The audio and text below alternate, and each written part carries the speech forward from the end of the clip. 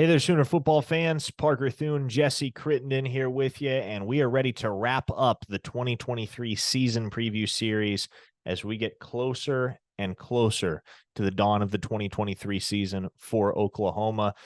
Now, TCU, especially when you recall when these two teams matched up a year ago in Fort Worth, Jesse, understandably, you hear TCU as an Oklahoma fan.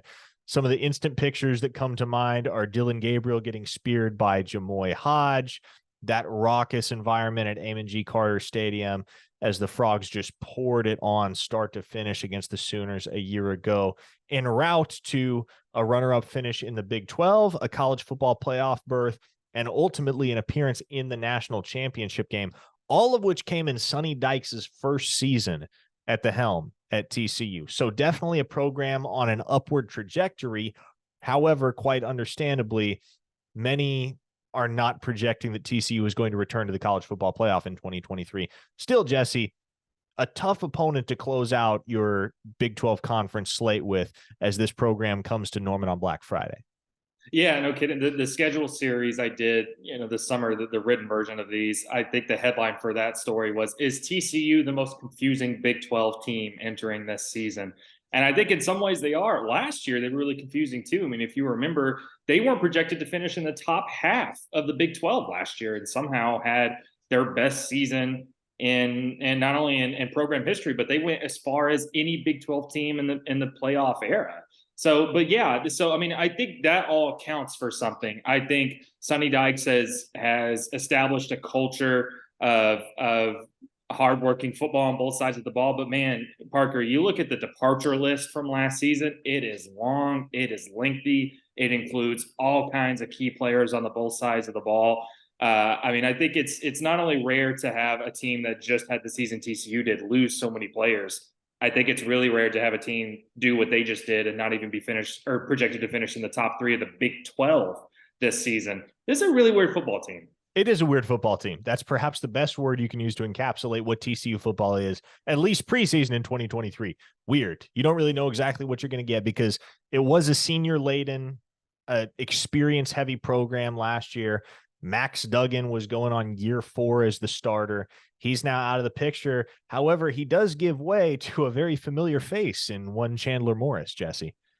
Yeah, not to mention that Chandler Morris was the starting quarterback last season before he got hurt, replaced by Max Duggan, who ended up, almost winning the Heisman Trophy. But yeah, again, another example of a former OU quarterback who has gone on to another program to have success. And that's part of what makes this weird, too, is that, again, Chandler Morris is a talented football player. Every OU fan knows that. He just couldn't quite get on the field in Norman.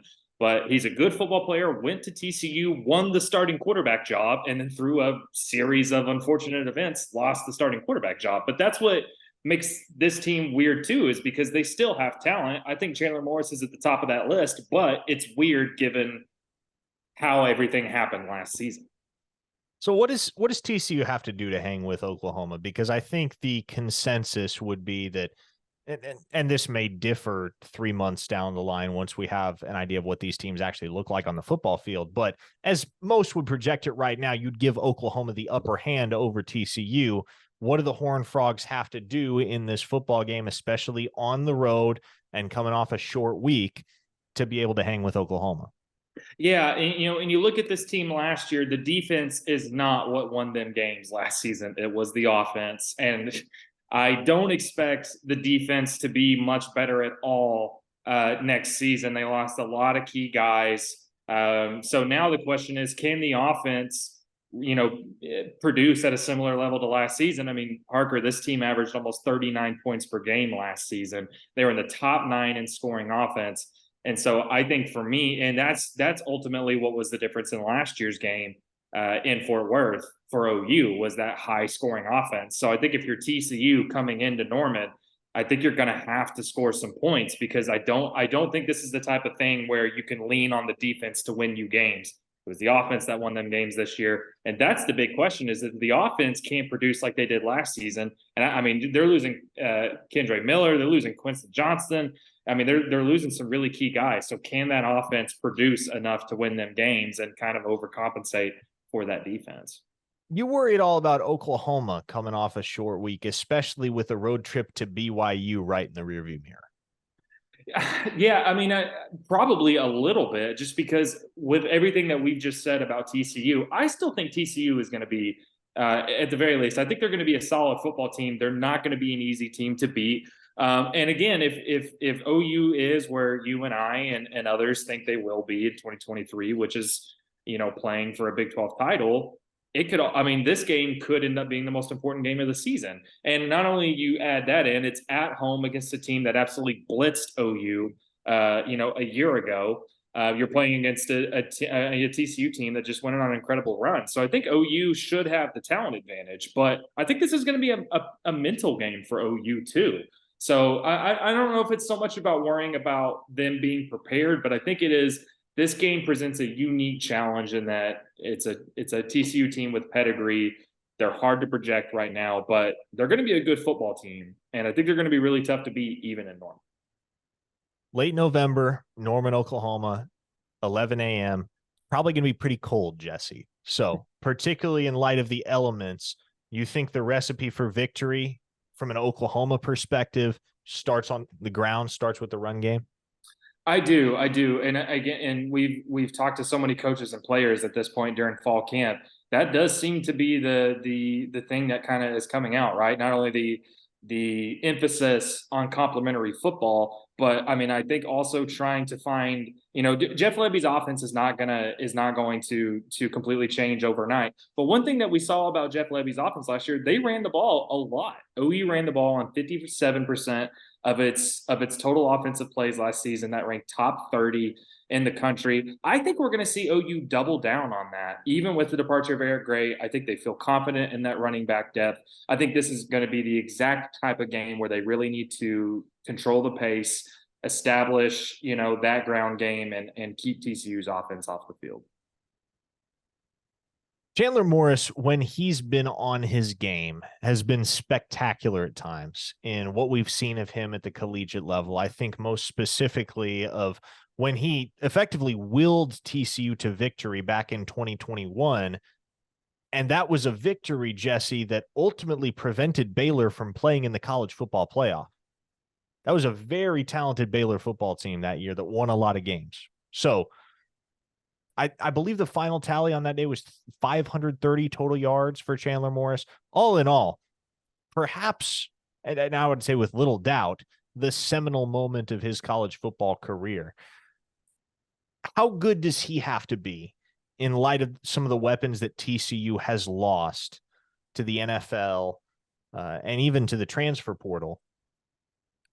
How good does he have to be on this particular November afternoon against Oklahoma in order to put TCU in position to win on the road?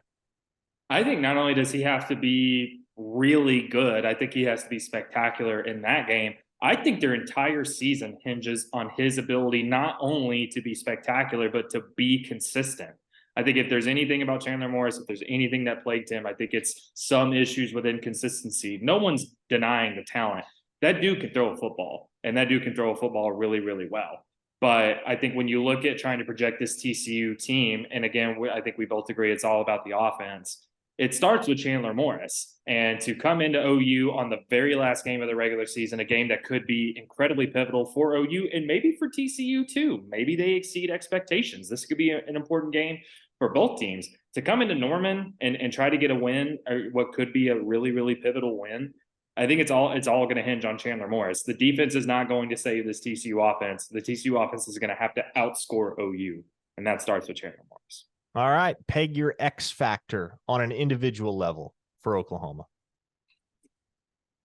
I think if I'm looking at position groups, I think it's OU's linebackers in this game. I really do, and I think that ultimately comes back on Danny Stutzman. I really do. I think this is a Danny Stutzman game written all over it. I think this is a game that he's got to cause chaos in the backfield. He's got to do a good job in the secondary or in pass protection. And I mean, I think this is a game that you need to feel that leadership from him. It's a home game. It's against a team that absolutely blitzed you last season. That TCU offense is going to be good. We just don't know how good.